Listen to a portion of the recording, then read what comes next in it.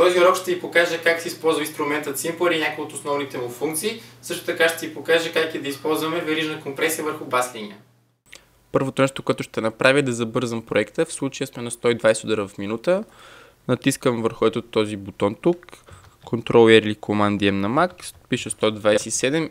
Или с левия бутон на мишката, драгвайки нагоре или надолу, аз забързам или забавям проекта. 127 е OK. Ако си спомняте от първият урок, ето този бутон ни отваря всички инструменти и ефекти. Намираме Simpler и го отваряме в нов канал. В случая пак ще направя един кик. Тук съм си избрал предварително и самия звук. За да преслушаме звуците си на дисковото пространство, трябва да натиснем ето тези слушалки. Ето го и кика, слагам го. Два пъти натискам върху клипчето, повтарям процедурата от първи урок. Правя един 4/4 грув. Пускам го. Следващото нещо, което ще направя, отново да извадя един Simpler. Този път ще го използвам за бас линия. Тук съм си подбрал предварително един бас.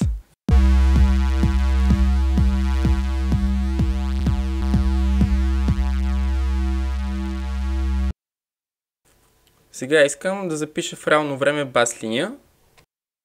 Натискайки този бутон, виждате как във вертикалния канал до клипчетата се показва едно кръгче, което позволява запис на входяща MIDI информация.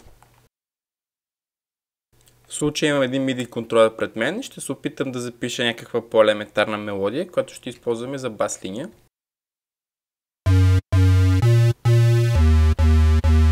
Нещо такова. Този бутон с черното и бяло кръгче е нашия метроном. Когато го натисна, Ableton ще ни подсказва и темпото. По този начин метронома ни подсказва как да записваме в такт. Това е OK. Спирам отново метронома. Виждате, че тук се показва едно червено клипче. Натискам го два пъти и тук се показват нотите, които съм изсвирил. Просто ги хващам и ги намествам от първо време. Ако си спомняте луп регионите от първи урок, в MIDI едитора те работят по абсолютно в същия начин. Ръчно ги наместям. Ето така. Пускам двете неща заедно да чуя.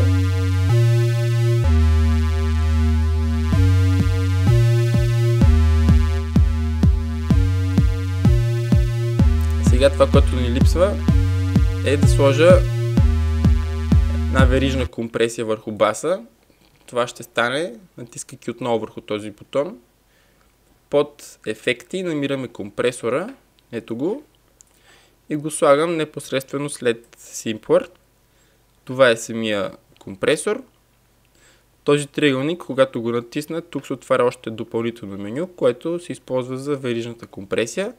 Активирам Sidechain и от падащото меню избирам кой канал ще захрани нашия компресор. Избирам Kick, пускам кика и виждам, че има индикация в компресора. Пускам и баса. Ще смъкна прага и се чува как бас линията започва да помпа.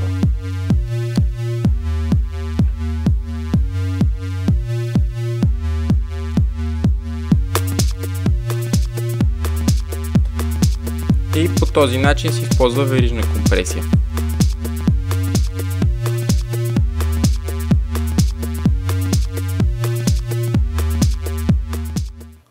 В третия урок ще ви покажа някои от основните функции на Warp Editor и как да манипулираме звуци от луп.